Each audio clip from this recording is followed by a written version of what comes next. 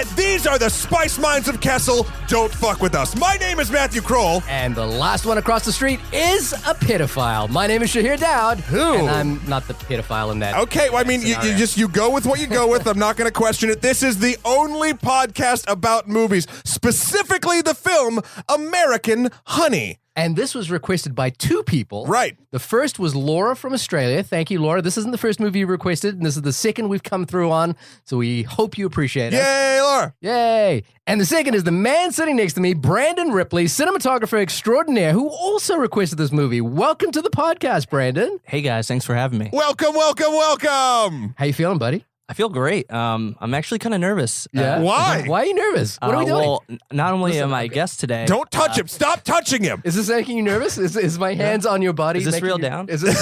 Is it really down? Yeah. Zing! Zing. Yeah, I've been a fan of the show for a long time now, so just don't want to mess this up too badly. Well, if you do. If you've noticed, and you won't notice, dear listeners, Shahir did mess up your introduction like 9 times, so you can mess up. For a second, he was Brandon Ripley. Yep, Lipley. But we have notes for that. Due to the magic of editing, you'll never know until I blew up your spot. You don't know how often we screw this Oh, up. so many times. So many times. Some have gotten through. But Brandon, people won't know this unless they go to my website and see the work I've done. Brandon has shot the last couple of things I've worked on in New York. You shot my first short film in New York, La Lotteria. That is true. And we just worked together on a music video. And in the course of our working together, you've been talking a lot about coming on the show at some point. You were like, I really have to get on the show. And this was the movie you picked for us. Yeah. Well, Why? Why did you do it? Yeah, tell us. Well, I was waiting for a movie that not only spoke to me story-wise, but as a cinematographer, I look for a film that has amazing visuals and storytelling, and I felt like this was the first film that someone else didn't steal before me. Okay, and it wasn't because like a lot of our guests you tried to like pit Matt against me or Yeah, or that against- seems to be a theme. I don't know if you've noticed this, but a lot of times they'll request films that they know one of us will be diametrically opposed to. That could be. I mean, I was kind of 50-50. I wasn't sure this either was a movie you're going to love or you're going to hate. Okay. Well, where do you Very like curious in to terms see of what you like think. listening to like you listen to the show? Where do you kind of fall like On the Shahir to Matt scale. yeah The It's a good. Shamat. That's such a good question. Schmat. I did The not Schmat test. the Schmat fun test? full Matt being zero fun, no all fun, All fun. and zero and full Dowd being no Zero fun, yeah. Well, it was interesting knowing you guys. Like, I would say that I more tend to agree with Shahir, and I'm a little more snobby-ish because I went to film Because I'm always school right. And, Hey, I went to film school. because I'm always right is what he's saying. Oh, right, sure. Yeah. yeah, and he's always right, but and he hates fun. And, That is yeah. So, but after listening to the show, I just realized that I kind of side with you on. It depends on the movie. Like, there's some things you'll say that I'm just like, wow, I didn't even think about that, but that makes a lot of sense. All right, I'll take it. I'll take the small wins when I can get them. The soft wins.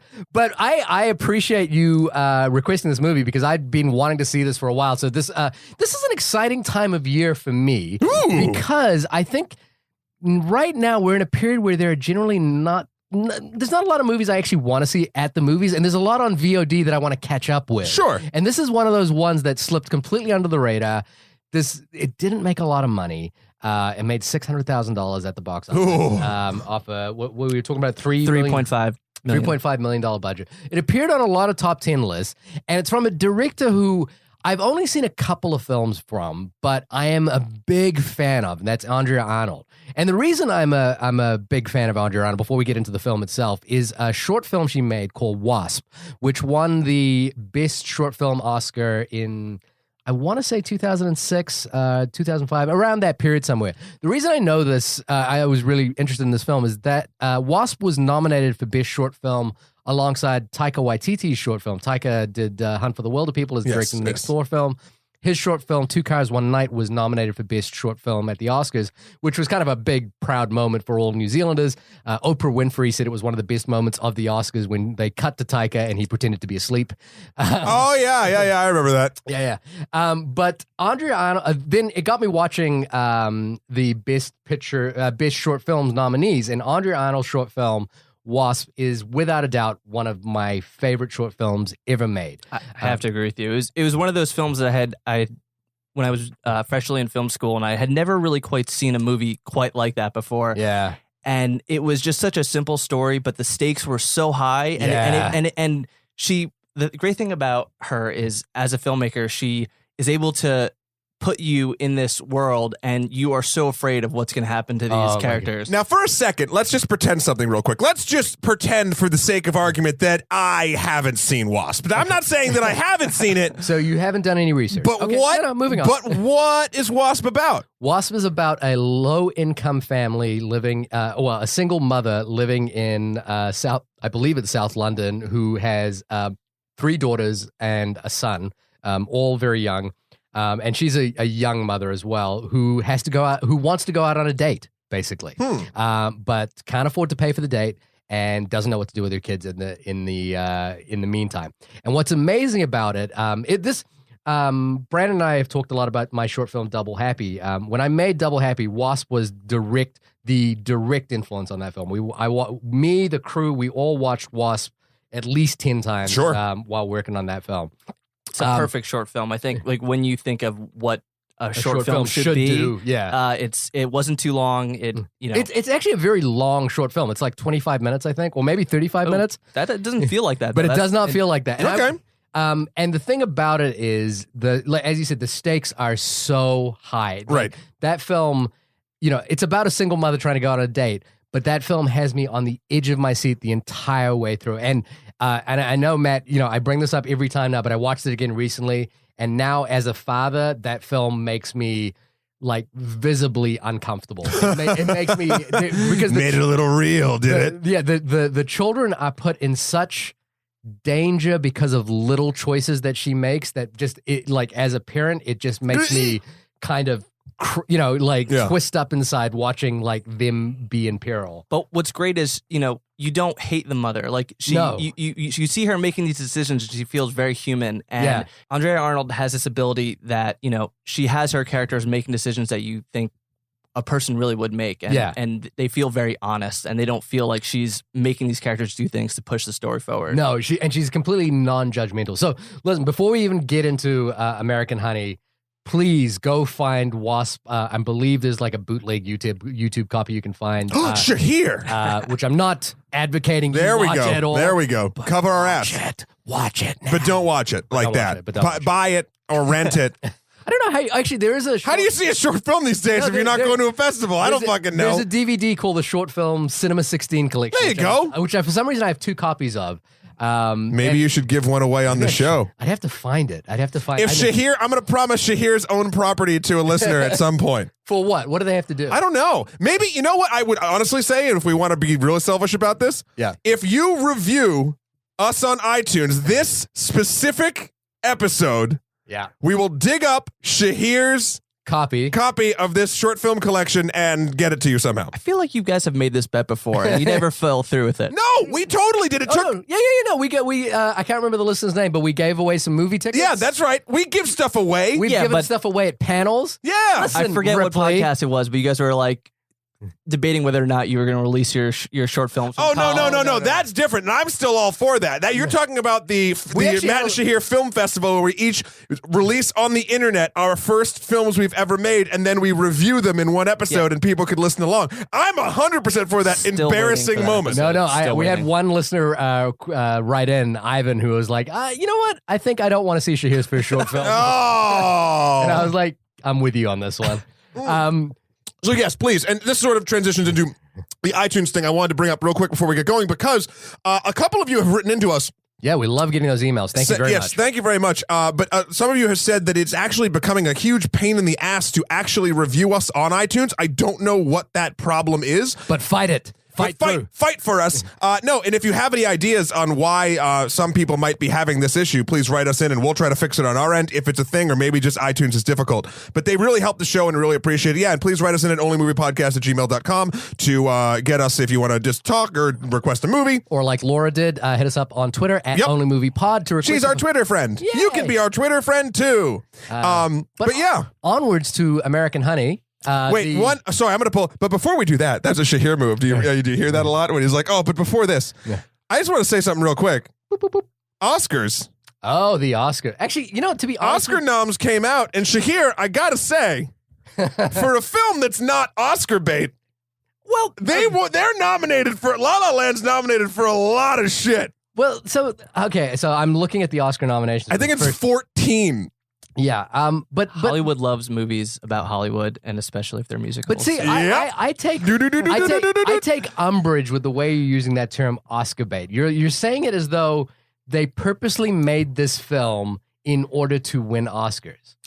And I take umbrage with that. I kind take of theory. umbrage that you take that as a bad thing. I'm saying they know their audience and they know what they're doing and they're calculating this based on things. What is the calculation? To win awards. You make a film about Hollywood that's also a musical. Brandon just said it. It's like that's what they're doing. And you think that's the Damien Chazelle, Ryan Gosling, they were like, oh, this could really win some awards. I think we covered this on the podcast. We don't have to get too much into it. I don't think that the director went out and made this to do that. I'm saying the other decisions, because filmmaking is a collaborative process, about casting, about release schedule, about how the film was going to be done, about the specific music, etc., all leads towards we want to win Oscars. And I don't necessarily think that is a bad thing, but it'd be silly to say that they didn't think about like, wow, this movie is the perfect fucking mix for a shit ton of Oscars. But then how do you explain like a film like Moonlight being so nominated as it is?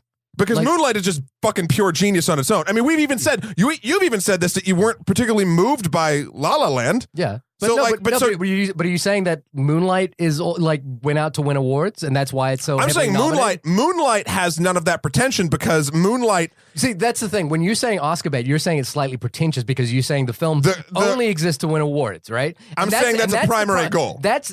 I just don't agree with that. I think it happens that the film is well catered towards the award season, but then so is a film like Moonlight. Does that mean Moonlight is Oscar bait?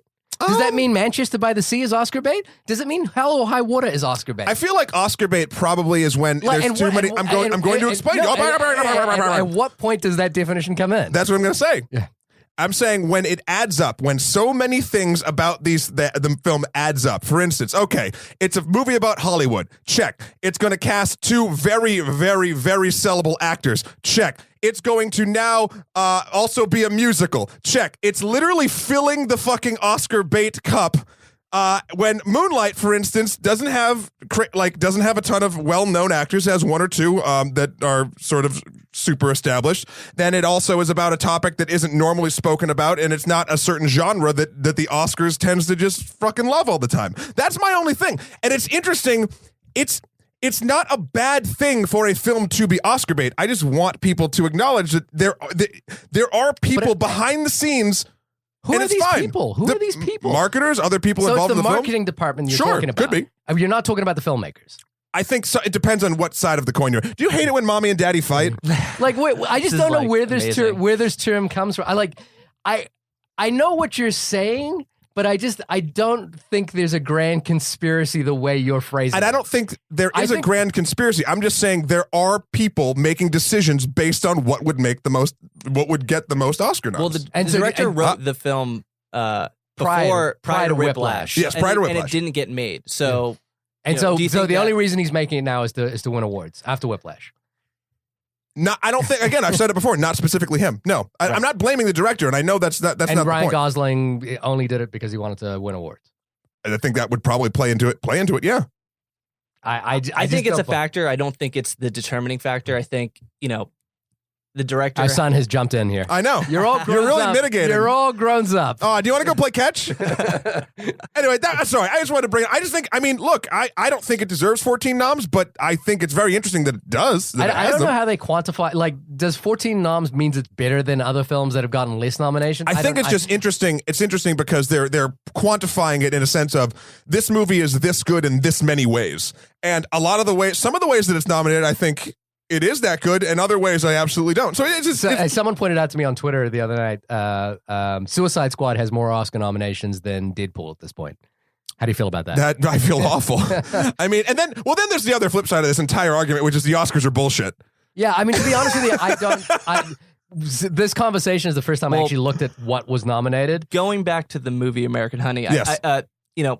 Another reason why I want to do this movie is because I think we need more strong female directors in Hollywood. Yeah. And there's only been 4 women nominated as Best Director, and I think it was a huge snub that she was not nominated this year because I think she did an amazing job. And as a director, I believe she's one of the few auteur directors of our time. And, Well, hopefully then, the next film or the one after that will sort of start getting that. I mean, we all know how inclusive the Academy is. What?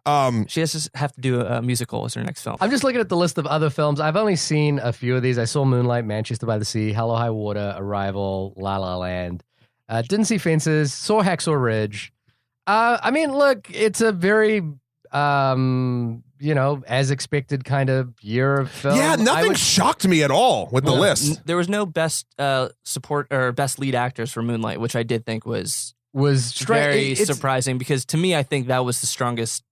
Well, the thing with Moonlight though is that the problem is the main guy is 3 different actors. Yeah, which kind of makes it hard. That's true.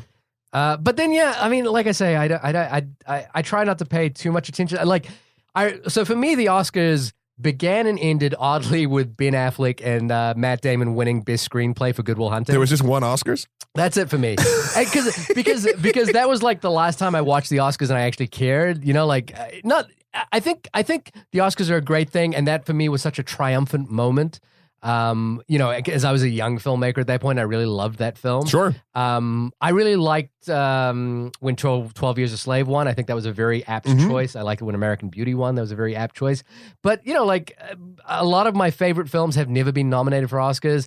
Not to get into my spoilers for American Honey, but if we'd reviewed this last year, this would definitely appear on my top. On your list, yeah. It would have cracked the top 5 and probably would be in the top 3. Okay. So moving on to American Honey. So, no, just before that. Oh, no. Yay, you had to do it. I couldn't get the before that in just mine. Now there has to be a before that. I wanted to ask you a question. What did you think of the Oscar nominations? Hi. Oh, I just, again, I think it's just sort of humdrum. I'm really glad to see Moonlight nominated for a bunch of stuff. I'm glad to see Manchester in certain things. I was trying to think of if there was something like, oh man, this got snubbed. I honestly, I think the American Honey should be up for Best Director, and probably cinematography. Yeah.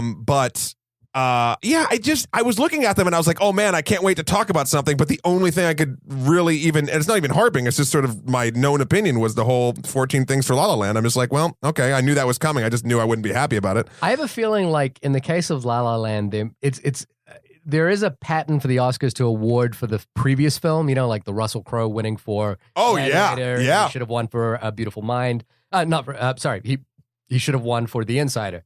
And in the case of La La Land, as much as I do actually like La La Land, I've been listening to the soundtrack on repeat for a while. Whiplash to me is just such an extraordinary film. And it was nominated for a lot of Oscars, I believe. So, I don't know. Good for Damien Chazelle, honestly. Great for him. Great for everyone involved in that project. Those feelings that you got for Hail Caesar, did you feel them at all in this film? That the romanticized version of Hollywood and movie making? And it's weird because I feel like Hail Caesar was really playing up that angle. They were kind of knowingly having But they're poking fun at it. Yeah. They're poking fun at the studio system where La La Land is sort of embracing it entirely. Now, I'm not saying that that's going to affect it, but I do think they're going to, it's clear on the nominations, they like La La Land better overall than Hail Caesar. All right. If you had to pick one movie for Best Picture right now out of this list, I would be Arrival, but that's me, and I know it's not going to win. Right. I just know it. That's just a personal preference. How about you, Brandon? That is a really good question. Of the ones with Moonlight being a close second for me, right? It would probably be between Arrival and Hell or High Water. Okay. Hell or High Water was excellent. I loved both films, and I really appreciated Moonlight. I just feel like, how you guys said, didn't stick the landing for me. Mm-hmm. Stuck the landing for me. And I think that the acting was better than the story. I wanted to see a little more for the climax. I felt like it kind of just dragged on a little bit for me. Yeah. But I think it's an amazing film, and it's a masterpiece. Yeah. I would go Moonlight all the way, but I think that's obvious. Yeah. If you listen to our top 10 list, you should go back and this is a good plug for that episode. Go back and have a listen to our top 10 list because there's a lot of films on there that diverge. And as we've already discussed, there's only 3 films that Matt and I agreed upon out of 10. We can't win them all. I don't see Warcraft on the. Oh no, it didn't even win any. I don't think any technical awards either, which is sad because the orcs were fucking dope. Anyway, moving on. Yeah, so American Honey, guys. So you guys had like a history with this director, which is great. I did not. Yeah. Which is fine. So I went in cold. I'd seen the trailer, and the trailer was really cool looking, and it looked interesting, and I'd wanted to see it. I just never got around to it. Amazing Rari song on it. Which we started with, and then so here's something interesting I will say about this. So this movie is very musically driven. Yes. Normally, I look at that and I'm like, oh, what a crutch. Like, I think of sort of thing, like the worst case scenario is obviously Suicide Squad. I absolutely agree with you. But, in other films, it kind of does it. I feel like Boyhood, it was kind of a bit of a crutch and a couple other things. This film, for whatever reason, I was trying to figure it out.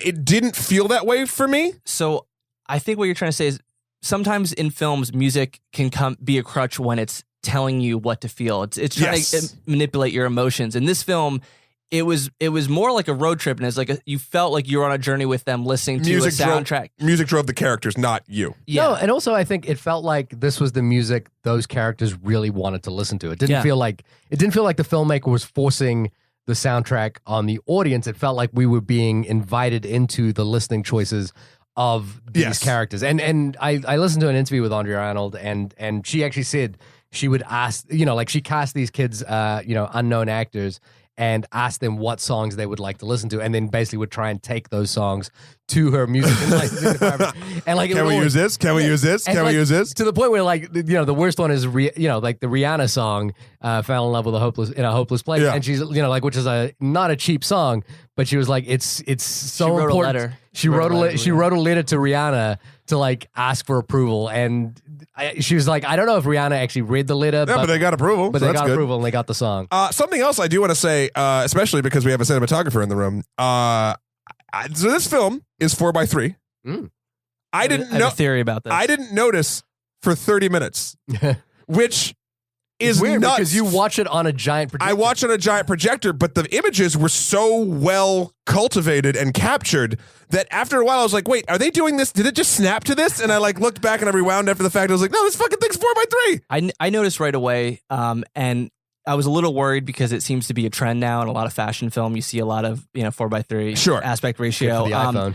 But real good for the iPhone. Let's Snapchat this whole fucking thing. Yeah. For this film, I feel like it was obviously a clear decision to choose this format, because when you think of cinema and you think of movies, you think of 2351 aspect ratio, widescreen, CinemaScope, and she makes the conscious decision to shoot in 4:3, and I think she does that because if you've seen the film, it's shot very much like a documentary, and I think she wants you to believe that these are real people, and almost like it was an 8mm format, right? Not that it looks like 8mm, but it's supposed to have this very real, tangible feeling, and not make you feel like you're watching a film, but you're really watching these real people make these decisions. Yeah, and then exactly that sort of leads into my my last sort of thing that I thought was first impressionable is that what you guys kind of brought up before. It feels like you're on a road trip with these kids. It feels like you're in the van. It feels like you're part of this crew, which is very interesting and different from a lot of films that would try to sort of tell this same story. I feel like.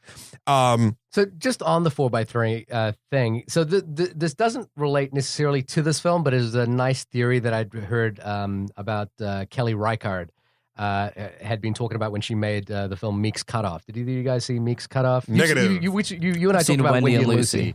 Kelly Reichardt, extraordinary filmmaker, and she made a Western, Meek's Cutoff, which was uniquely from a female's point of view, about a group trying to travel across the desert to find water. And she made a conscious choice to shoot in 4:3 because she said the reason was that the language of CinemaScope, the long vista widescreen is generally she sees it as reserved for the male point of view, and by shrinking it to 4:3, it kind of resembled the worldview of women who lived in these bonnets. The hats that they would have where their worldview was kind of like much more insular. And fuck peripheral vision. Yeah, well, and like literally and metaphorically in that story. And I kind of really I like it made the decision to go from 16:9 or 2351 to 4:3 to be a political decision, which I really responded to, because right now the default standard is 16:9. Like it's hard. It's actually harder to shoot for, but you have to make the conscious choice to shoot 4:3. It's not the default format anymore. It's hard. You don't buy TVs that are 4:3. So anything that you choose to make in 4:3 is going to have these black bars on the left and right side of it. So do you think Andrea Arnold was doing it?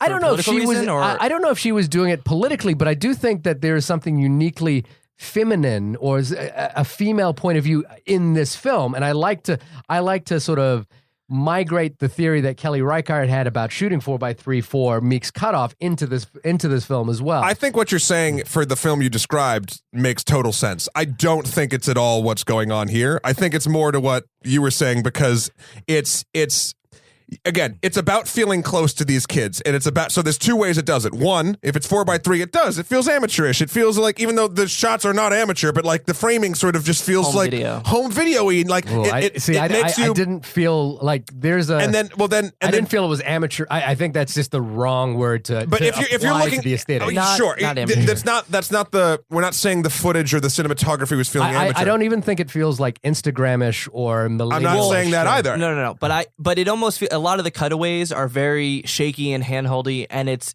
from her point of view. It's almost like if you were to give her an 8mm camera, not in the major scenes, but in some of the cutaways, it almost feels like you're following her. And that's my second point. In the van, which a lot of this movie sort of takes place in, it's almost as if like it's taking, if you had wide shots of the van, it wouldn't feel as tightly packed and as close to the characters. So I think it's more about cultivating a sense of, for good or for ill, a sense of closeness between all of these characters. To go back to Shahir's point, though, I could maybe be on page with the fact that a lot of our main character makes decisions where she doesn't really think ahead. So maybe there is something that she has this kind of periphery. She has this kind of tunnel vision, and she doesn't really. I don't know if it's like, and I don't want to sort of equate like this female point of view with a lack of periphery, but I just think there's something sort of insular that I liked about this theory of shooting 4:3 for a film that's this loaded in terms of poetic realism and finding kind of the beauty in individual moments. And in a way, because this movie talks so much, even in the title, American Honey, talks so much about America as an identity. I think there's something interesting in the idea of choosing a format like that, not just aesthetically, but also kind of politically. And I don't mean politically in like the sense of, politics as we know it, but politically in terms of the choice of ideology, one ideology over another. And I think there's something interesting in the way, this movie consciously chooses 4:3. As we've said, it's harder to shoot 4:3, and it's a in a way a really detrimental decision from a marketing point of view, because everyone who's going to go into the movie theater is just going to see these black bars on the left and right-hand side of the screen. It's going to happen when you watch it on TV at home anyway, because all TVs are 16:9. I might be watching it on my old Commodore 64 monitor, so they don't really know. Yeah, that's true. That is pretty much how I watched it. I plugged my Apple TV into my old your CRT. Yeah, my old CRT. But listen, like to lead into, obviously, I think it's very clear what I've thought about this movie. I was on board from start to finish. My wife and I sat down. My wife usually has TV on in the background while she's working at night. She tends to work late. And like about an hour 15 into this movie, she kind of turned to me. She goes, "I can't do any work at this point. I'm just watching this movie right now." And I was completely hooked on this thing. Like I said, if we'd watched this at the time, this would crack my top 3 probably. It's the same quality that she has in the short film Wasp. It's amazing that it's transcended from her short into a feature, which is that everything is high stakes while at the same time being incredibly, and this is gonna sound like a condescending term, but incredibly ordinary. Like, these are the decisions of unextraordinary people, which is, if you think about like what, the Robert McKee school of screenwriting, like every character needs to be extraordinary in some way. This girl star in this film, played by newcomer Sasha Lane, is just an ordinary girl. And every decision she makes are ordinary decisions. If you were to describe this film to me, it would be boring, I think. Like I'd be bored by it. You want to hear the description IMDb gives? Yes, I do. A teenage girl with nothing to lose joins a traveling magazine sales crew and gets caught up in a whirlwind of hard partying, law bending, and young love as she crisscrosses the Midwest with a band of misfits. I think, I mean, the way if you were trying to sell it to someone, I think my inclination, my tone of it, I kind of sold it a little more, but I would just include the word Spring Breakers. I would include the word Spring Breakers in there somewhere if you were just trying to sell it to someone. Like, it's kind of... It's like Spring Breakers, but less happens. Harmony Korine. Yeah, but less... No, there's still some guns in it, but like... But yeah, to me, it reminded me also of the Romain Barani film Chop Shop, and a little bit of Spring Breakers in there as well. It's got... And we reviewed a film earlier this year, Goat. Do you remember? Goat. Which is a film I didn't love, but I thought it had some interesting qualities Sure. to it. And I think the thing that I really wanted from Goat, and the thing that I really responded to in Goat, was the anthropological point of view, when you were just watching a culture that, like I'm not privy to, kind of just play out and be themselves on screen, and almost in a documentary kind of way. Right. And that's where I thought Goat was most interesting, and that was what I was wanting more from Goat. This is that all the way, but somehow still a compelling narrative as well. Like a 100%, I'm on the edge of my seat for every decision that is happening. I don't disagree, but I do want to ask you guys, because we're praising the director for her short film work. Like that's where you guys sort of jumped on board. Did you guys feel like this movie was a little too long? It clocks in at like over 2.5 hours. I didn't, but before I watched it, I was like, oh, I was like, Jesus. So it won you over enough. I mean, at the end of this film, I wanted more. Okay. This is the type of movie that when I pop in to my VCR. Your VCR. Whoa! See, your VCR and your well, you could though. You could. Yeah. That'd be great.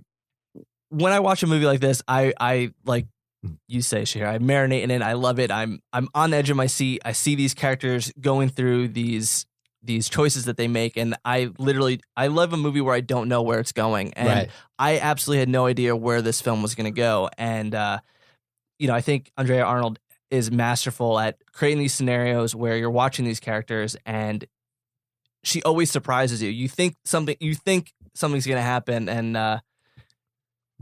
Oh no, I 100% agree. The thing, and I can't wait to talk about the ending with you guys. The thing that it's interesting, because the reason why I had a problem with the length, I think you actually kind of just hit the nail on the head, is they kept putting the characters in these interesting situations that didn't go the way you think they would go, maybe even the way cinema has trained you to think they will go. And then every time it goes a different direction, which is great for like 5 or 6 things. But when in my opinion, I do think the film's a little too long. When it got to like maybe like 7 or 8 of those things, I'm like, I get it. The other thing happens. Like, I understand. Like that's when I started being like, okay, like I think the pictures are pretty and I like the characters fine. I'm just like, you're literally doing the same trick, which is a great trick. Like maybe like 2 or 3 more times than I needed to see it.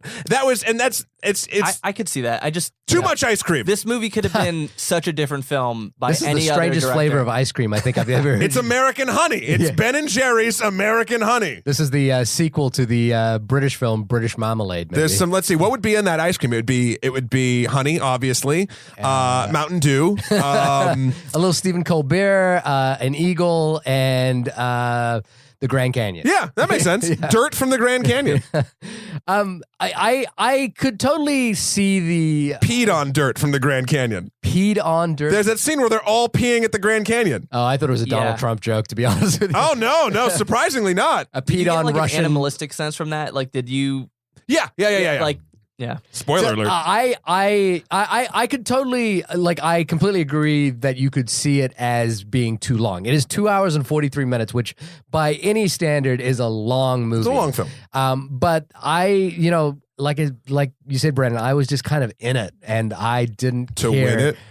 Yeah, to win it. That's what I want. And I, you see this shift now in television where I'm more invested sometimes in television shows because you can really see these character arcs happen and unfold, and it's really hard to tell a story of a character in an hour and a half and really see any real arcs happening. The closest thing I could equate this to in a television show is Skins, the British Skins. Haven't seen it.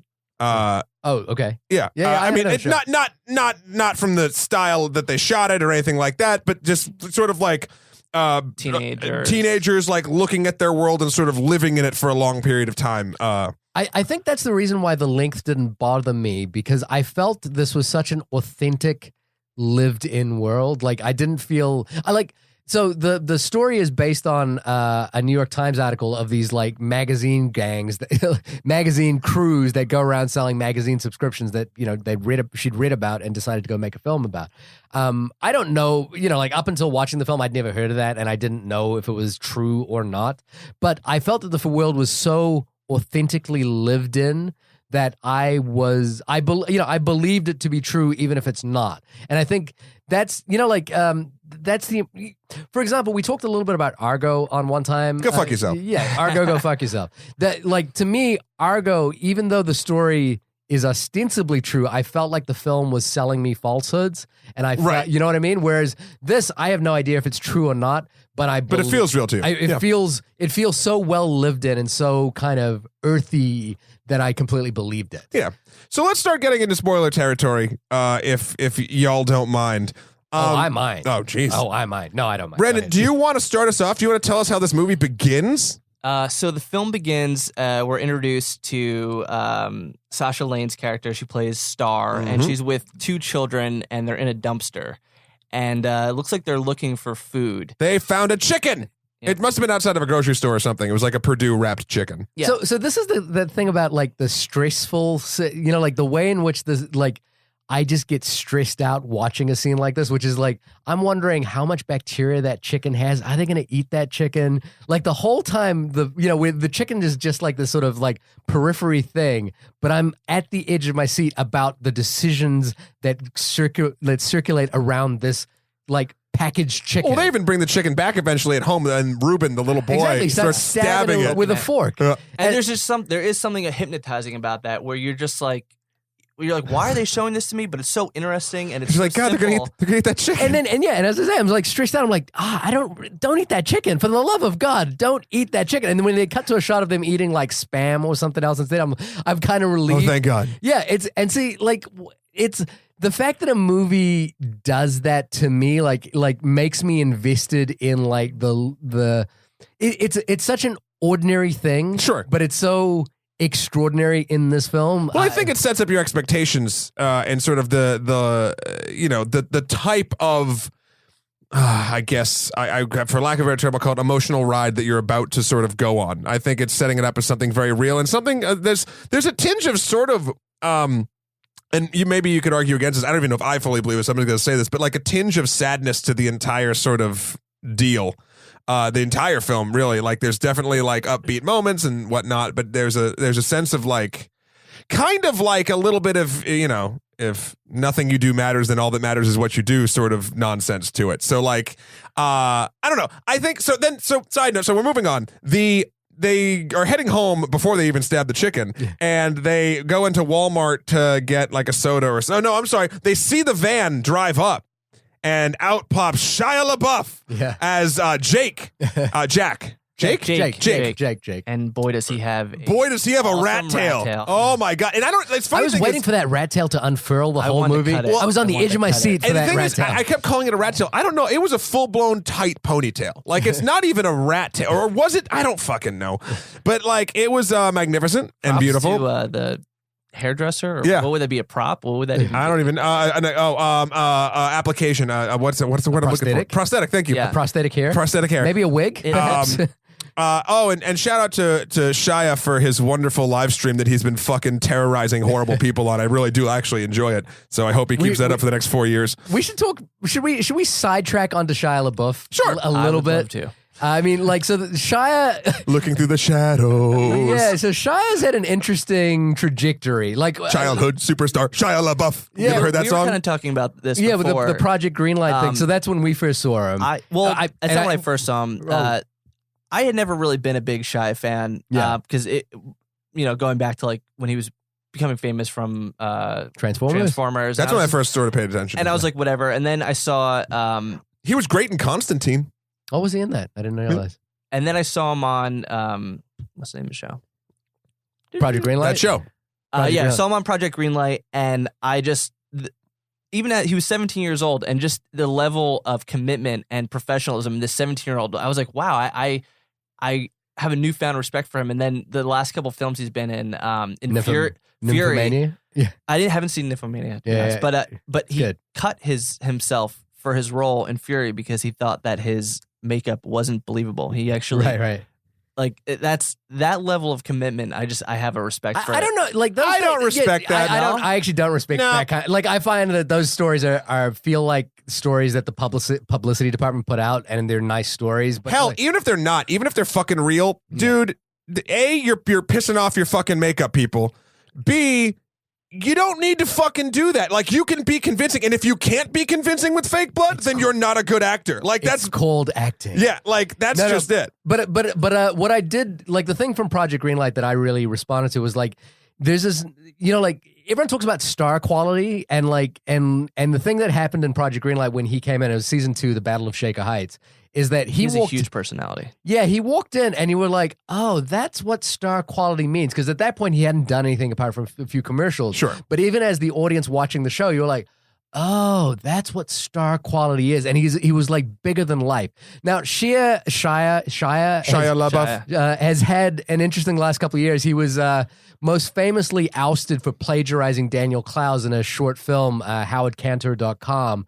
And then that seemed to like send him off into like this performance art kind of whirlspin. And so you think that was a publicity stunt, though? The Howard Cantor thing? Like, no, his reaction afterwards. I think he, like, to me, look, and I don't know the dude personally, but I feel like he suddenly realized the consequence of his actions because he became, like, he appeared on a red carpet with a paper bag over his head. He did this performance piece where people could, like, come and sit next to him and just talk to him. And Shout out to Will Tempfer, who actually was in his other performance piece when he was watching all of his films chronologically backwards. My buddy was behind him for like three films. Movies. I would check into that oddly, and I was just like, the more he, like, at first people thought he was having like a nervous breakdown and kind of going crazy, Yeah, but I think he's an artist. I think he's a childhood star turned artist that's turning a frown upside down. That's basically what he's doing. And then the choice to do films like this, and the thing is like, this is the kind of star quality, like, gravitated onto a small film that makes you realize what he can do as an actor, and that you will never see in a Transformers. You will never see like this quality that he has, which is that he is. Well, there's no room for it in Transformers. But you see it in the first scene of this movie where he's like standing across from her at the Walmart, and he kind of like looks at her, gives her a smile, comes back, and then they, like, he gets up on the table and he's like, he is attractive as a human being in this, like, you understand why she is attracted to him. That scene, though, to me felt a little forced. Oh, but really? Then halfway throughout the movie, I found myself like, oh, Shai's back. Like, Yeah. I genuinely was missing him when like, I didn't get that feeling at first, but he transformed in that for me. This is the problem I have, I think, with the movie as a whole. This is probably where I fall sort of around it, and it'll tie in when we get to the ending. But, so Shia LaBeouf in this movie, there's no denying that he acts the fuck out of it. Like, it's great. He matches the tonality and the sort of cadence, I guess, for lack of a better term, of all the other actors. It feels very real. You forget that he's Shia LaBeouf. And that's something I always appreciate, like, to go full anti-Goldblum. Like, just really know that they're playing the character. My issue with the film overall, and I was trying to pinpoint it because I watched it, and even at its longer than I would have preferred length, I enjoyed it. But it wasn't like I don't think I had the experience that you guys did with it. And I was like, well, why? What was knocking me off from actually really, like, deep diving and being like, oh my God, this is so great? Because the cinematography is one of the best of the fucking year. Like, there's no question. Like, it's gorgeous. Everything is a choice. I really dug it. There was shout out to Robbie Ryan. Yeah, he did an amazing job. Great directing. Again, we talked about that before. But I think what it is the choice, and maybe this might have something to do with the directing, but the choice of how these characters almost were so real or ordinary. We used the term ordinary before. These were ordinary people just in a slightly unordinary situation that the mainstream would feel as unordinary. It made me engage with them on a personal level less. And it's interesting because we talked about how it almost felt a little documentary-ish, but every time I got to that point where I'd have a feeling of, oh, this feels real, I'd be like, oh, but I'd like get to that line and it'd wake me up. It'd be like, oh, well, that's not. I mean, it's a fucking movie, and well, I'm not really that interested. I'm like, I get it. Like, give me an example. Okay. Like, so particularly in this first scene. So yeah, well, the first scene when they first meet for the first time, I did think it felt a little bit forced, but it also felt like two sort of, at least outwardly boring people starting to flirt. And for me, I was just like, okay, well, this might be outside of the movie knowledge that poisoned me, but I'm like, oh, they get together and this is just them sort of like doing the dip. And because they weren't exciting characters to me, it didn't hold a lot of weight. So what I think the director does, Andrea Arnold does amazingly, is she gives you dots, but she doesn't connect them for the audience. And when you're introduced to these characters, who is she? They don't never explain to her. You're kind of questioning, are these her kids? Are these her brothers and sisters? Know. Yeah. You don't know. And I was interested in these characters because the whole time I'm trying to figure out who they are, and because the director wasn't connecting the dots, I'm thinking constantly like, where's this going? Who are these kids? And I think that's even though they were ordinary, because she wasn't force feeding us information about them, I was even more interested. And I'll give you 100%. I'll give you that too. I loved before Shia came in. It felt weird. It felt like I'm like, we don't know whose kids these siblings are. They hers? Yeah. How old is she? But there was something that felt a little bit forced, almost forced about their sort of, I guess, love, or you call it, or lust. I mean, I'm not even sure what it was by the end of the movie. But I really truly believed that she cared about the kids, but also wanted to get the fuck out. But see, the thing is that the reason I guess maybe I really gravitated towards the scene is that I think that, it's something that the director does really well, is she provides you context for making that scene meaningful. And what that is in this scenario is like, I'm thinking about those kids, and then I'm also kind of conflicted because I'm realizing this kid, Star, is just a kid. And what's with the attractiveness of Shia at this moment, or that character Jake, is this like, oh, that's what my life should be like. It's freedom. I mean, there's so much bird iconography in this fucking thing. It's nuts. But like him jumping up on the table is kind of what you should be doing when you're 18 years old. You should be, not going through a dumpster. Yeah, I didn't not know going how through old she was when the movie started. She could have been anything. But you realize she's like, that she's young, right? This weird phenomenon happened for me where it started off and I thought, okay, maybe she's like 27, 25, maybe. And as the film went by, she got younger and younger, and her adolescence really came through. And I thought that was really interesting. I think they did that. If that was a choice, I think it was because when she was with the kids, she had to play the role of parent.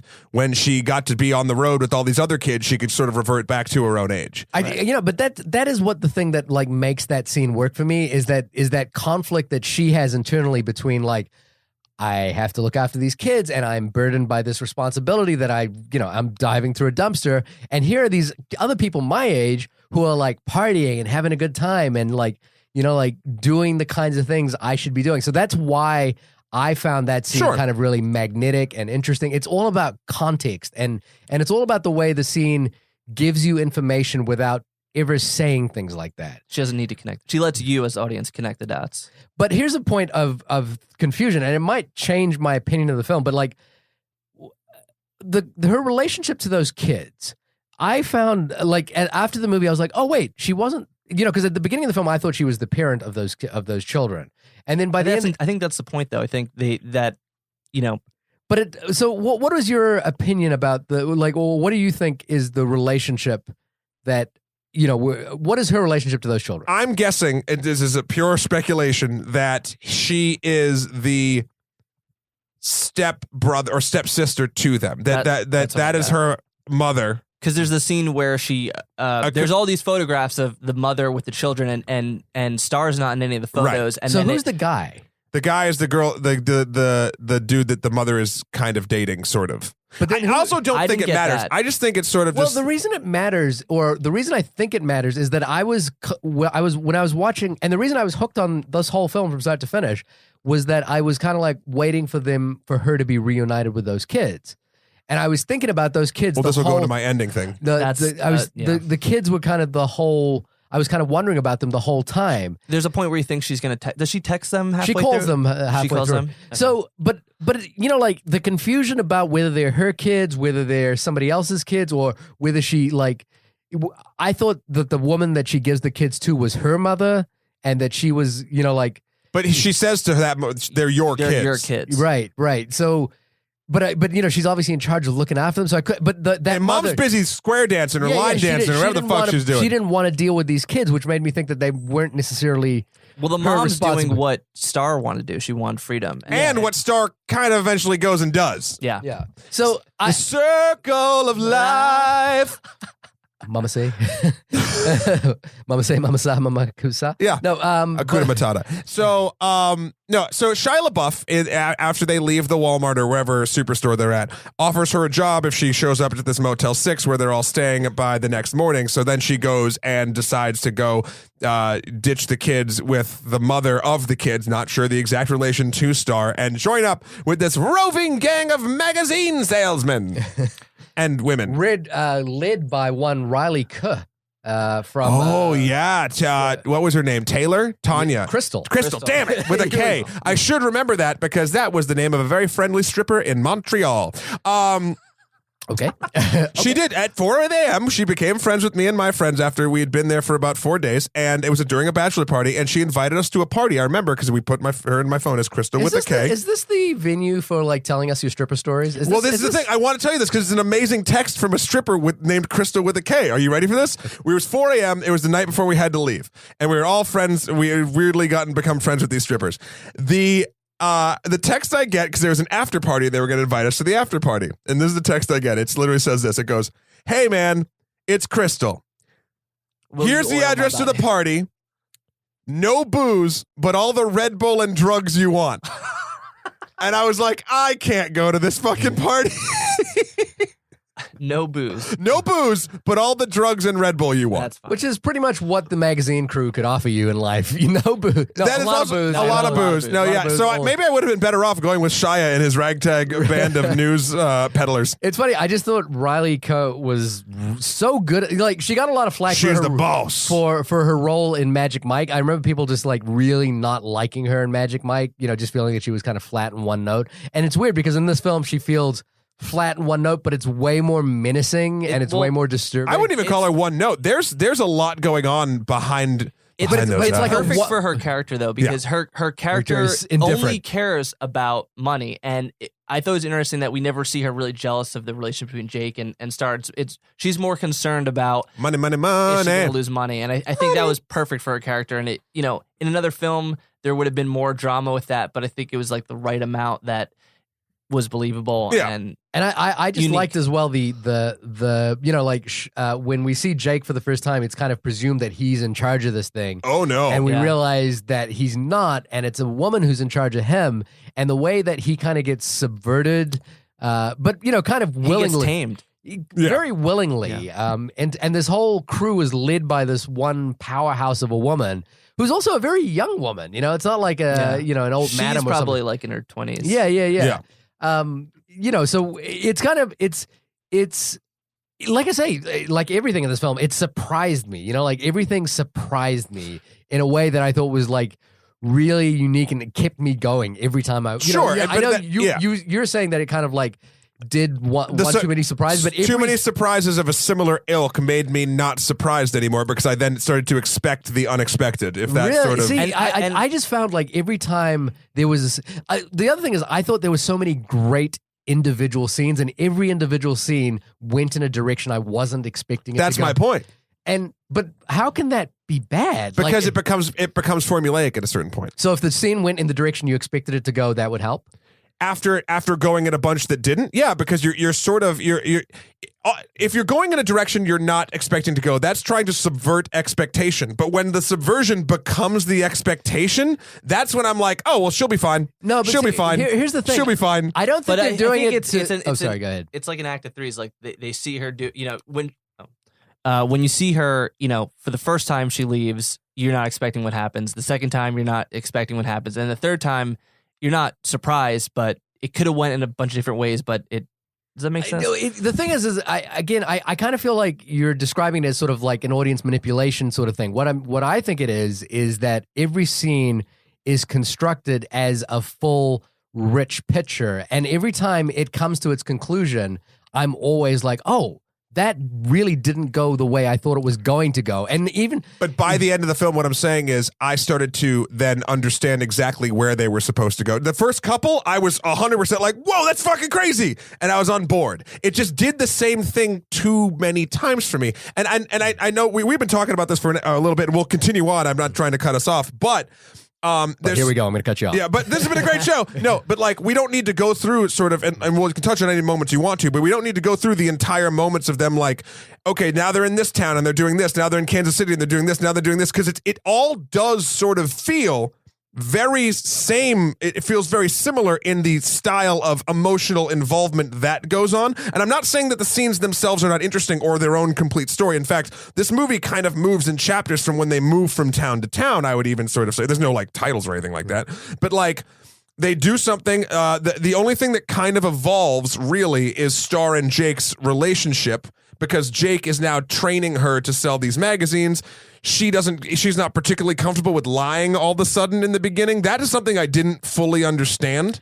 I see. Again, I was just so taken by that, because the expectation of that scene to me in a more And we're talking about the scene we're talking about is the first time that they both go to a door and try to sell to the Christian woman. In an ordinary film, this would be the moment at which Star demonstrates the quality that Shia has seemed to have seen in her that would make her unique and special. But she does. We're expecting her to do something that would be like extraordinary, or show us like, oh, she really can do She this. sticks up for him. She sticks up for him. But though. she also she walks into that room and she's pissed off immediately. So what happens is they take him to like a rich town in Kansas City, and they go into a house of affluence, like of real affluence.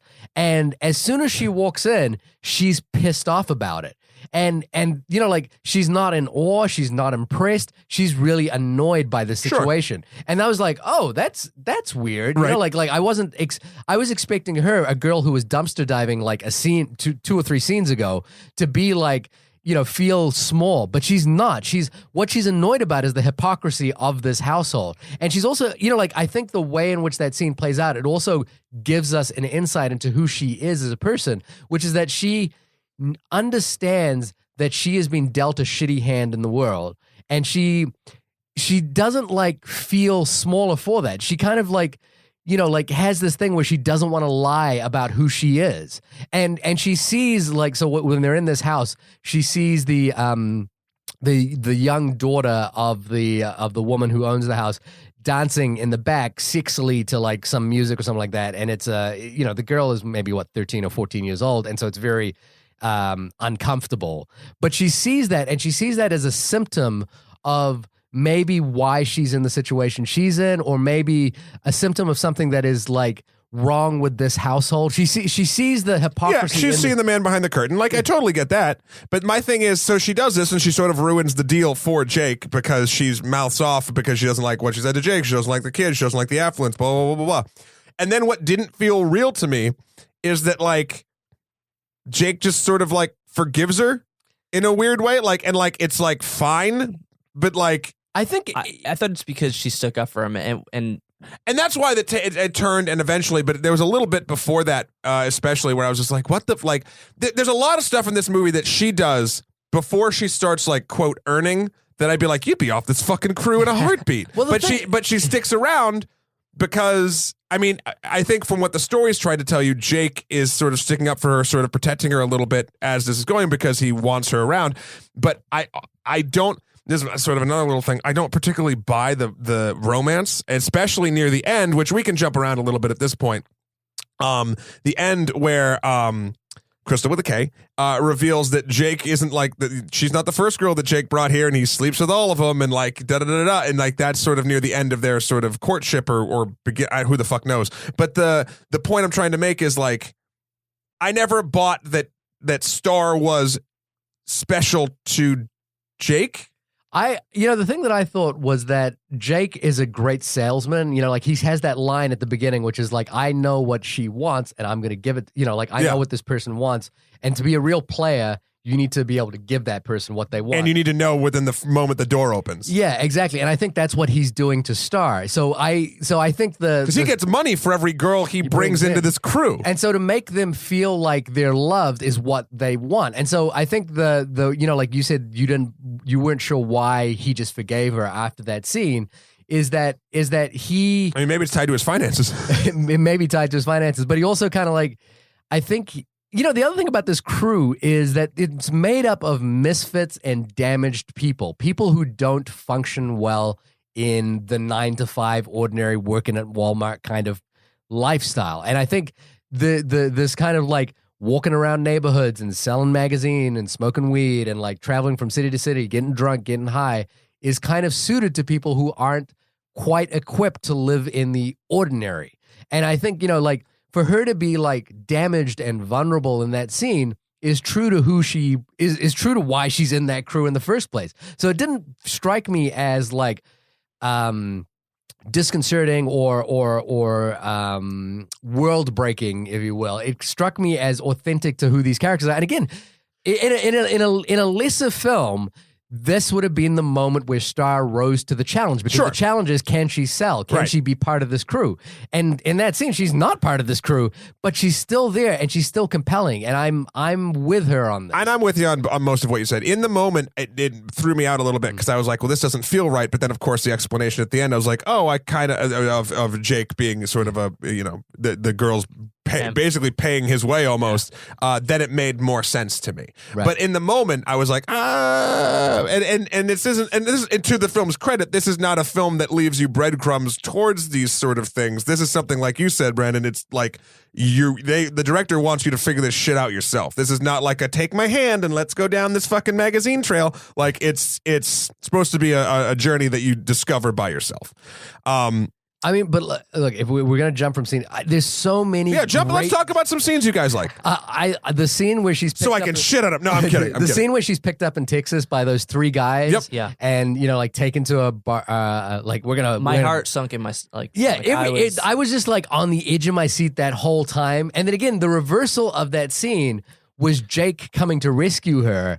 And it like, again. Oh, did you guys notice, because there was a ton of bird iconography that we were talking about before, like whenever there was like freedom, like they'd see birds or there'd be birds or whatever, blah, blah. When she got in the car, it was the first time that a bird was flying the opposite direction. And it was like, it almost like signaled like, oh, this is like the wrong way.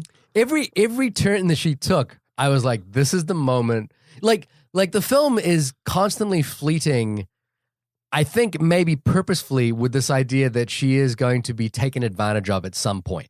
And you're kind of waiting for that moment to happen. The scene when she's walking down the stairs, and because of the and he said, can't see what's happening on the peripheral, and he says the line, "Oh, sorry, these stairs are a little creepy," and I'm like, "Oh my god, don't fucking walk down those stairs." And it's like from behind her point of view, I'm like, "Oh my god, someone's gonna attack her! Someone's gonna attack her!" And I'm just like freaking out. But at the same time, she is manipulating these guys because she knows what they want. She like clearly knows what they're out to get. And she might be playing. But she's not playing it smart, because she's not playing it smart. And it like eventually Jake comes to the rescue. And I really love the way Jake comes to the rescue with the wolf cry. But like, I thought that was so good. But it was like, it's, like the whole time. Did he really rescue her though? Like in that scene, I feel like they are the ones who are dangerous, not the three guys, which you're led to believe in the beginning. You think Jake is the dangerous one? He fires a gun at them. Like, these guys were there.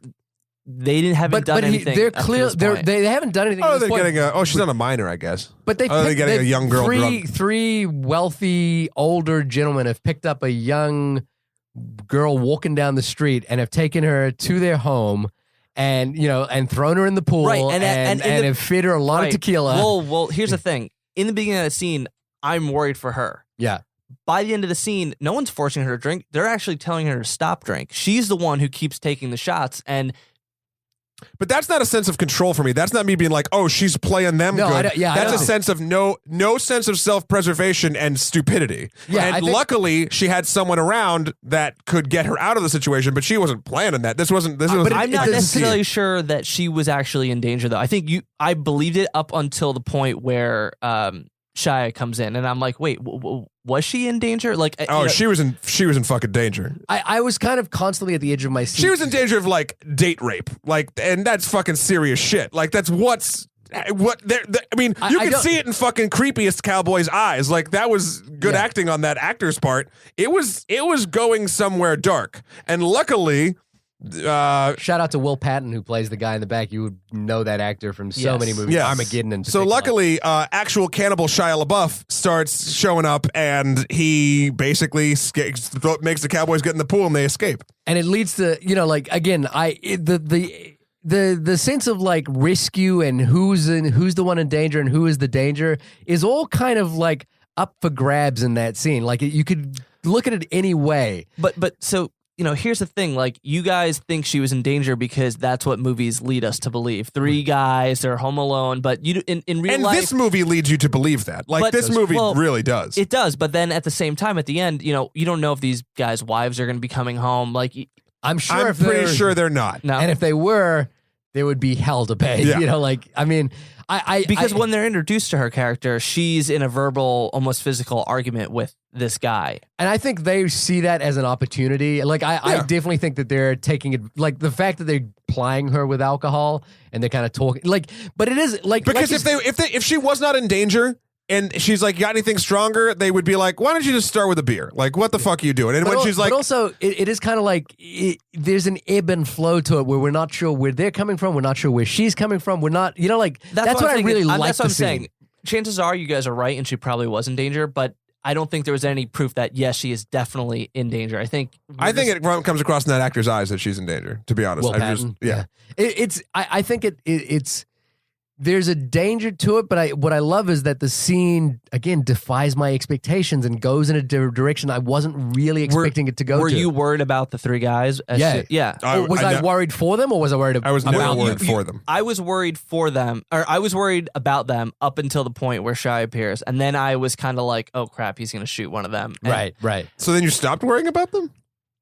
Worried that they were going to do something terrible to her. Yeah. Well, yeah, but then that's the whole thing. And then he rescues her and they get out of there. Like, it's But what I like is this ebb and flow of that scene. Like it shifts, it changes, Sure. and then it leads to like this beautiful, like gorgeously shot sex scene immediately after in this car, and it's like there's this sensuality to the way Andre Arnold films like, intimacy. It's Great. just like beautiful. It's beautiful. It's raw. And the couple It doesn't- times they have sex in the film, I think, is it 2 or 3? It doesn't really matter. there's 2 times that they have, But it feels sex. different both, or however it many does. times it does. Like, there's different emotions behind it each Yeah. time, and the camera work kind of shows that. To jump to the second time, me and Shahir were kind of talking about this. It just while we were having sex. it felt so real, and just TMI. the subtle line of her saying this feels just talked about good. a stripper, I dude. started thinking, I'm like, I really haven't seen people talking like this during Right. sex in a film before. Usually it's either over the top and comical, or it's more like grunting and Sure. moaning. And I just, I think I mean, just the again, I have a thing which is that I want to see films that deal with sex and sexuality in an adult way, Right. and I feel like this film does that. And I feel like it does it in a young adult way. well, in an adult way, and in the terms of like sex is dealt with as an actual issue that happens between these. Two Oh, people. yes. I'm sorry. Yes. Like yes, not yes, like yes, yes, yes. they they kiss and whatever they go off, and that's it. And one of them's the vampire, so they can't have sex. Exactly. But the actual like the little details of the scene again, like the second sex scene you're talking about where she's saying she's saying this feels really good. Yeah. And the fact that she takes out her tampon right before sex, and we see like just those little details are like human and interesting and unique, and a film that's like willing to like do these things, not because it's trying to exploit it or not because it's trying to like dare to be different. It's because it's part of the fabric of who these people are, and this is a film that doesn't want to flinch away from that. So, as a cinematographer and a filmmaker, I kind of want to take a side note here. I think what really helped this film is the process of how they filmed it, and the fact that they were using non-actors. They were on the road for a while. They were on Yeah. for a while. They shot this chronologically. They really lent themselves to capture these magical moments that you usually don't get in a movie with a lot of big time actors. And sometimes you're shooting in certain scenarios where, you might light a scene for 5 hours and only have 30 minutes with the actors. Sure. Right. So I think that the fact that they shot this with available light, they shot this with some practical lighting as well. They were able to capture these moments that felt so real in these sex scenes, especially just because they they really had the flexibility as filmmakers to do that. And I think that there's just something really special that they captured. Yeah, it's something that you wouldn't see in a Twilight film, for example, or even the 50 Shades of Grey. Go a little higher than those. Come on. The 50 Shades of Grey film, which is about sex. I wouldn't feel like there is an authentic display of sex like I think in the this film. sequel's about murder. Oh, really? And also, these actors have been Moida? with each other for weeks on end. Like Yeah, they're living starts together in feeling the like same that. spaces. They felt comfortable. Didn't ever feel unorganic. So what other scenes? What other scenes? Let's go move down the list. like a scene that felt like such a movie scene, but at the same time so compelling was when Crystal confronts Star about the fact that Jake is no longer her number one seller. Like, why is he being distracted all the time? And then, he's like, and she says something along the lines, I don't like the way he does things, like the lying. And then he pops out. Yeah, and then you realize he's been like hiding in the bathroom like a little kid, like waiting for mom to yell at him. And she's then like, the lotion starts. and then it applies the lotion to its skin. That simple action tells you everything you need to know. There could be no... I feel like almost no dialogue in the scene, and you can know what's happening. But that imagery is so loaded as well, because she's like, you're seeing the hypocrisy of this person, the thing that Star really doesn't respond to. She's wearing like a brand new bikini or something like that, and then complaining about how much all this shit costs. And you can see that she's got a Victoria's Secret bag. And at the same time, she is kind of like, Jake is kind of like oiling her up seductively because he knows that this is a power play on her part. Every scene is loaded, so intently. But then he also says like he did that also to protect her too. So like it wasn't like he was fully not in control. So and that's the point where I was still like, I just don't buy their fucking romance. I just don't. And then near the end, I don't think so. I don't think Jake and Star. And romance is the wrong word, but yeah, I don't think they have a romance. I think they have a relationship, and it's weird because again, I feel like this is. How do you guys feel about the America in this title, in the title of this film? What is the American honey, or the American that this film is dealing with? Like, what is the American identity that this film is kind of getting at? Because it's very clearly, obviously, from a slightly different generation than the three of us are from. I mean, for I think use of a better term, is the millennial like approach to sex and sexuality and relationships, which is much more fluid than I think our generation was, used to. Agree to disagree. But I think Without a counterpoint. I think no. I'm just saying this is a totally different topic, but I have a real problem with the term millennial versus like all this different shit. Like people are on a curve and it's all different depending on who you are. I just don't particularly like that. Anyway, that's nothing, neither here nor there. Okay. But the America I feel like in this film is just sort of like being lost in and about the system. All these kids in this film the system one way or the other has failed them, and they've now found through each other and through Crystal with a K that they now have their own sort of place to belong that is still outside the system, but at least they have community. We even talked about the Grand Canyon scene where they're all peeing at the fucking Grand Canyon, and it feels very tribal. This whole thing feels tribal or animalistic. A pack, sort of a pack of wildlings, for lack of a better term. Hobbitses. And very different from hobbitses. But it's this feeling of sort of, since you are lost and since America has kind of failed you, or in some cases due to choices, I think no one's guiltless. I think you might have failed America. Yeah. The honey, if you want to sort of get into that sort of thing, if you don't want to get too literal with it, is the good stuff they found with each other, which isn't all good. But I think that's what I took the title from, about, sort of, kind of, yeah, guys, maybe, I don't know. Possibly. The thing. Let him talk. You asked the question. Let Brandon talk. Yeah, go ahead, Brandon. I think, the title pertains to this idea of how when people think of America, like we're, land of the free, we have this, I'm going to do what I want to do. I'm sorry, how people used to think of America. Yep. Used to think pre-Trump. We shall not name his name.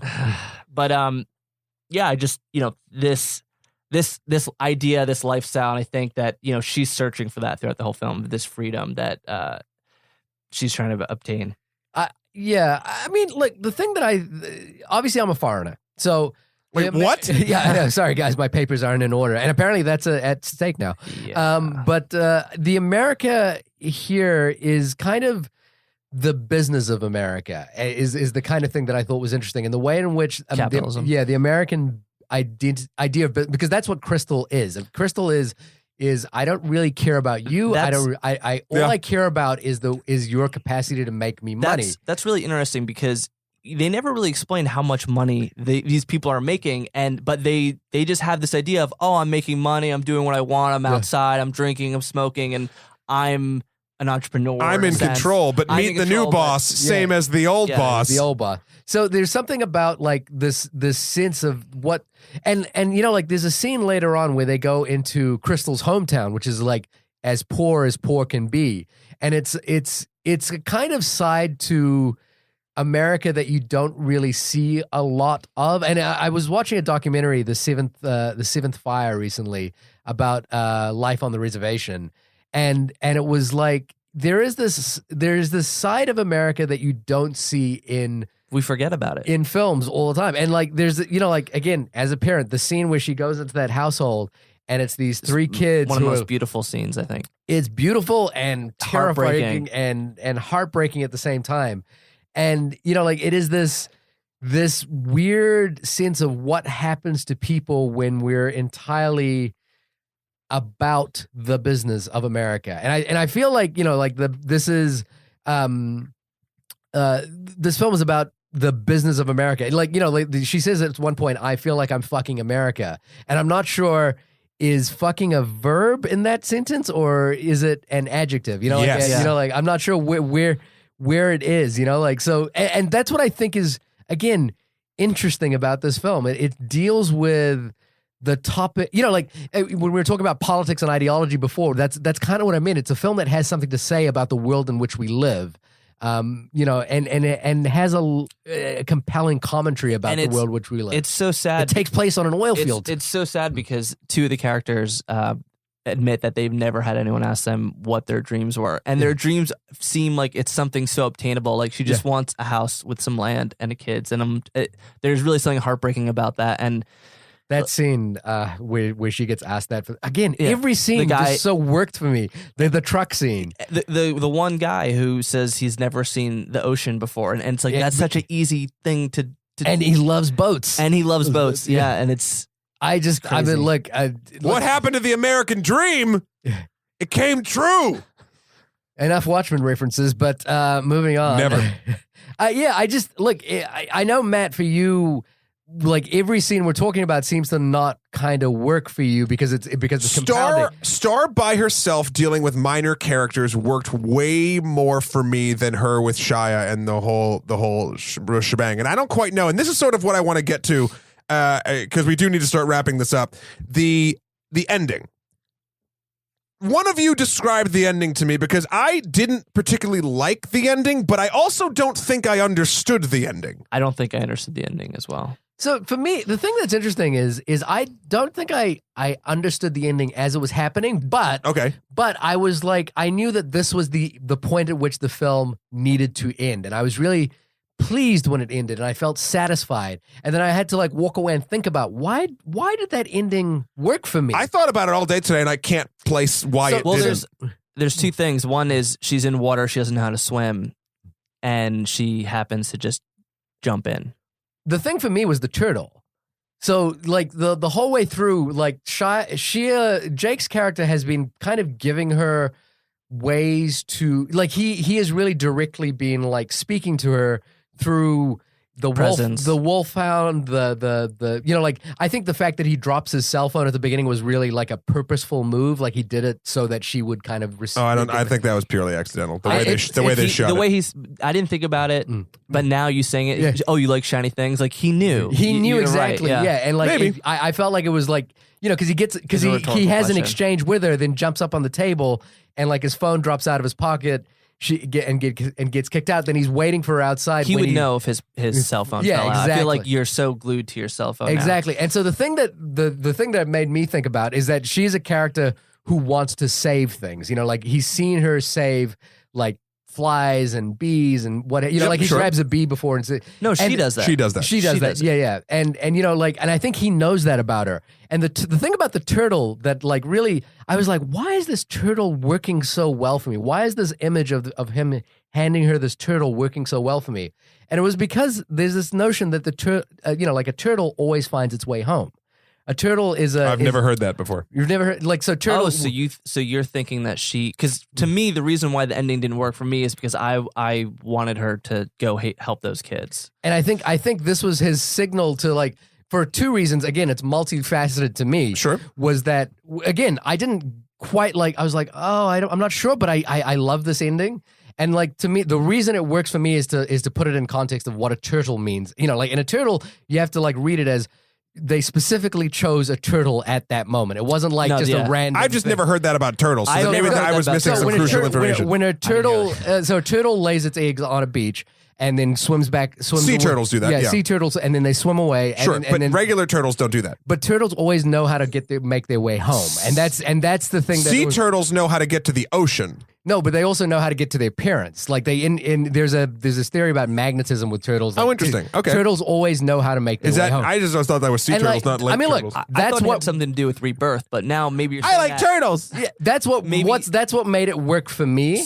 So do you think that was the moment where she's like, she had this realization that she's like, I need to go home and I've done what I need to do here. It can be that, and I feel like that's what was happening. But again, it's not like it's fixed in stone. I like your, like she jumps into the water and she walks into the water. Let's be real. Well, but we've already established it was very baptism-ish. But she doesn't know how to swim. We've learned that in the. But she walked into the water, and then she goes underwater. Yeah, she goes under, and then she pops up with her hair. Yeah, and it could be, like for a moment you're kind of fearful that she's like choosing to commit suicide. I was never fearful of that. Really, the beat where she doesn't pop back up again. Nope, I was not fearful of that at all. That was never her committing suicide by trying to drown herself for no fucking reason. No, she was. Look, her and Jake at this point, due to what felt real in the moment of the film enough. Right now, I can't even remember the sort of back and forth as to the exact reasons why they sort of separated. I think mainly because Jake actually they weren't like in love. I just was like, oh, okay, now she's got this turtle and she's. Did you need for them to be in love? No. But I think what got me is, and again, going back to your point, is the fact that the director does not hold your hand and is allowed to do these sort of, which I appreciate upon completion of the film, but in the moments I was like, what the fuck are you doing? Because I never fully bought the relationship, but it turns out I shouldn't have fully bought the relationship because of the actual meaning behind what Jake's character was doing. So I think the ending, the turtle thing makes sense to me, Shahir. It really does. Just the only other side to that is that Jake has left the crew. Because he's been ousted. Yeah, but he's back now. And he's back. He's found his way home, which is why the turtle metaphor works for me again there. But they never explain. They never also explain. Yeah, they never fully explain what, and they don't have to, I guess. But like Jake's gone. I kicked him out. Okay, and then like Jake's back. I was really happy when he came back. No. I was happy to see him as because he's interesting enough. Yeah. But at the same time, I was like, well, then why the fuck should you kick him out? Like what? That didn't feel like it took weight away from it for me because like why did he come back? I think it has to do with like this group of people that need this community. But that part for him, I think he's one of the ones that probably doesn't need these people the most, other than maybe Crystal, which is why he probably eventually comes back. But they don't touch on that. That's all assumed knowledge. Crystal says he's kicked out, and then he's just back.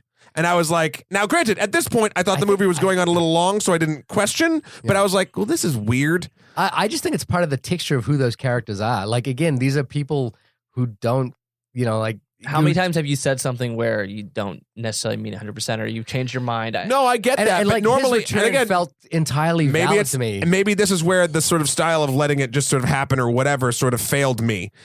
In the sense that like there was, it's like, it was literally, I think, like 8 minutes later or something like that. He's just back. Like there was no weight. Like a moment that I was like, "Oh fuck, she kicked him out." That has weight. I think he had come crawling back, and sure, but that's what I'm saying. Like the film at this point is very much trying, and I think succeeding to a point for you guys, especially.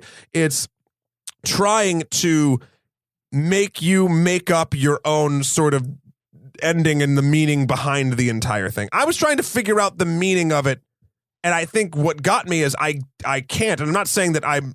Were you maybe satisfied by the end? no, because it did nothing. She didn't like what you said. Didn't go back to the kids. But I think anything she literally became like her fucking mother or whatever that woman was that she left the kids with, and there was no. We'd seen her saving things all this time, and I was expecting her to like actually like become a better person. The more I think about it, though, if they had shown like a scene of her like at a bus stop or something, I think it would have ruined the movie for me. Yeah, like also that's- true. that's Also the thing. true. I think any scene, like I understand what you're saying in terms of like the film didn't hold your hand through what was happening in these moments, but at the same time, if it had. Like any scene I could contemplate where that would happen, it would have been, feels like a lesser movie to me. True, but I just if I'm caring about Star as a character and she just becomes the thing, but that's a reading of her becoming the thing that you think. I mean, that's what she did. She literally abandoned her responsibilities, even if they weren't initially hers, but things that she cared about, to go be free, and then she felt the consequences of that freedom, and then. After you explaining the turtle scenario, I feel like that is such a perfect ending. And that's to me the thing. now, it's such I get get surprising ending. I didn't get it while watching it, but now I'm like, she's going home. Like she's. You could read it. She's going home. You could read it. She's staying out here. I don't know, but it feels like this is the thing. This film just it speaks to my reptilian brain. It like makes me feel invested in this character, and I felt the ending. Okay. I felt the completion of this story at that moment. I felt like we had come to the end of this journey, and I was, and like you say, any scene that would further explain it to me felt unnecessary. That's fair. That feels a lot like a final thought, Shahir. That is a final thought for me. In my opinion, stop what you're doing. Watch this film. I absolutely adore it. What'd you call it? The Shia Redemption? Yeah, the Shia Redemption on Facebook. Yeah. Fucking goober. But it's more than Shia LaBeouf. It's just it's a beautiful human empathetic film. Like the same reason I loved Moonlight. It is a film that believes in the quality of its characters and is not condescending to its audience about about the journey that those characters take. It feels authentic. It feels lived in. It is compelling. It is beautiful. Yes, I can understand if you think it's long and that's not quite your cup of tea, but there are so many things that are long these days that to me are way less compelling. And so from my money, this is an easy rental. Please go see this movie. Sure. Absolutely. And I'll do mine, and then we'll let Brandon have the final say. Again, I think if I sound like I'm shitting on this movie, I don't want to. I do not regret for a second the time I spent watching this film, but I do. There were two particular moments in the movie where I was like, wow, this is long. And one of them was, I'm really interested in where this is going. I don't quite know. This is starting to feel long, but I'm in this. Like, I remember thinking that whole sort of thing. And then the next one, I was like, all right, I get it. Like, I'm good. And then the ending didn't and again, I like the turtle ending, but even if that is 100% true, or like what you, I don't think it should be true, so it's sort of like what you believe the ending to be. That doesn't really satisfy me, and I honestly don't know what would satisfy me, because this movie did feel so real and documentary-ish as far as the macro of what was happening to these characters. And the micro for some of the relationships. I think the relationship stuff harks back to even, it's almost like the next this generation's kids. You ever see the film Kids? Yeah, and I do have to go back. If you haven't seen the first 3 or 4 seasons of the British Skins, not the MTV fucking Skins, the actual original series, I think it might still be on Netflix. Oh, they know. That's something really special too, and sort of special in the same regard. And again, I got to go, cinematography. I'm sure you'll talk about that. But it's just there was a lot of good to this movie. It just went on a little long for me, and I do think you should see it. There's no question about that. You should sort of see this and figure it out yourself. Hell, see it, and if you can explain the ending to us, onlymoviepodcast@gmail.com. I would love to hear alternative theories, and I would love for someone to tell me a theory on this movie, its ending, that like I was like, of course, and I love it. Like, that would be great. So I don't think that's going to happen. Maybe. You never know. It was Thanos. No, final thought. Oh, God. I've kind of already said this a bunch of times, but, I feel that Andrea Arnold really captured these characters' souls on film. And I think that a lot of it has to do with her directing style and the way they produce this film. And as a filmmaker, you know, I think that this process made the movie. And from the way they shot it, from the way the actors came live on screen, definitely go see it. It is a beautiful film. And I think they really captured something pretty magical. Yeah, well, thank you, Brandon, for requesting this film. Thank you, Laura, on Twitter as well for requesting it as well. This having been the only podcast about the film American Honey. And again, judging by the numbers, it might very well be. I mean, you know, well, hopefully we can bump that up maybe by 5 or 6. We can give it the only movie pod bump. Oh man! And what a bump it is! Yeah, I know. At least three rentals. It's gonna be great. Yeah. We're helping them. We're blowing the roof off this thing. Laura, thank you so much for requesting this. Please keep those requests coming in on Twitter at OnlyMoviePod or writing us in at OnlyMoviePodcast@gmail.com. Brandon, when you're not helping us discuss beautiful cinematography, where can folks find you? You can find me on social media, or you can find me on my website, BrandonRipley.com. Look up his work as well. And actually, we share a lot of work in there. What is your social media as well? You just said social media as if it was one thing. You can follow me, Brandon Ripley, on Facebook, or Ripley B on Instagram. There we go. You just go on social media and shout out, Brandon! Brandon! You'll find. Brandon has a lot of is a beautiful cinematographer as well. You're not a beautiful person. You're just a beautiful cinematographer. There's a reason why I work behind the camera. You're like a 6.5 to a 7, but your work is like 10. Yeah. The beard is kind of. I mean, you know, like if you shaved a little bit, took the beanie off, you know, maybe. This isn't the only podcast about critiquing Brandon's look.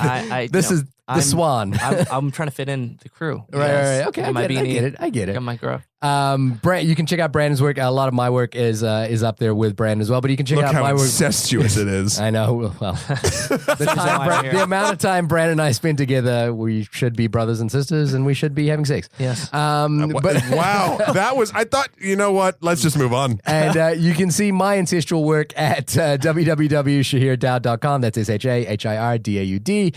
All my links to Facebook, Instagram is all up on there, and I don't know why you'd want to look at it. But Matt, if you did want to look at your work, where would you find it? You would find it at MatthewKroll.com. That's MatthewKroll.com. You can find my Instagram at Skeletor4PREZ, or you can find me on Twitter at EmperorMSK. And as always, write us in on either Facebook or Gmail at OnlyMoviePodcast@gmail.com. And please let us know about this iTunes problem. We'd love to sort this out. And Twitter at OnlyMoviePod. Guys, this has been super fun. This is just one last final thing. The soundtrack to this film is crazy good. I should probably just play actual Cannibal Shia LaBeouf. Cannibal Shia LaBeouf? Yeah. I don't know what that is. We'll see you next week. Bye.